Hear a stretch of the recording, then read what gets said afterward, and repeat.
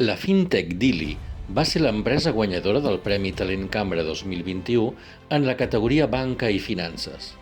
Dili és un marketplace fintech nascut a Barcelona, amb la missió d'incrementar la transparència i reduir l'elevada fragmentació d'una indústria tradicionalment opaca, ajudant les pimes a connectar amb inversors o assessors per aconseguir els seus plans de creixement o monetitzar l'esforç de tants anys.